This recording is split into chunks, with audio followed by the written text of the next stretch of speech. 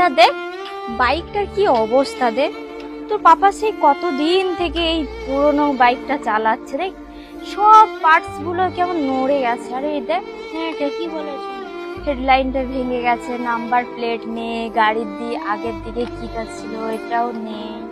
তো পাপা চালায় না, আমার দেখলেও কষ্ট হয়। কি শোন না, একটা কাজ করলে হয় না?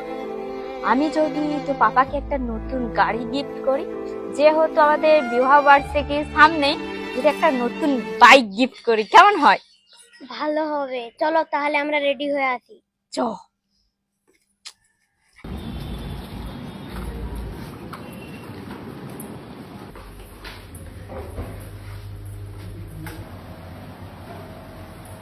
ম্যাডাম নমস্কার। বলুন।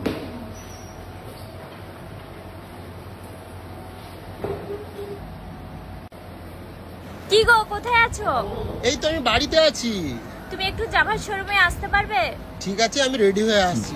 দেখো না, আমি চলে এসেছি একদম জাভা শোরুমের গেটের কাছে। ঠিক আছে, তুমি গেট দিয়ে ভেতরে ঢুকো, তারপরে সামনে সিঁড়ি আছে, সিঁড়ি দিয়ে ওপরে উঠে এসো। ঠিক আছে, আমি সিঁড়ি দিয়ে উঠে যাচ্ছি। কিন্তু তোমরা এখানে এসছো কেন? বাপ রে, তোমার জন্য একটা বড় একটা সারপ্রাইজ আছে। কি সারপ্রাইজ? ভাবছি তোমাকে একটা গাড়ি কিনে দেব। তো অনেক দিন ধরেই ভাবতাম যে বরকে একটা যদি বাইক গিফট করতে পারতাম, নিজেকে ধন্য বলে মনে করতাম।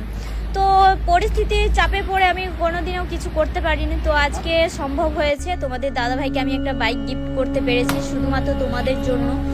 তো যাই হোক, বাইকটা দিতে পেরে আমি নিজেকে এত খুশি মনে করছি কি বলবো। আর তোমাদের দাদাভাই পুরোনো গাড়িটা চালাতো, আমার মনের ভেতরে এত কষ্ট হতো, আমি কাউকে বলতে পারতাম না। তো যাই হোক, এই যে গাড়িটা দিলাম, ও এত খুশি হয়েছে। তো যাই হোক, গাড়িটা কেমন হয়েছে সেটাও কমেন্ট করে জানাবে।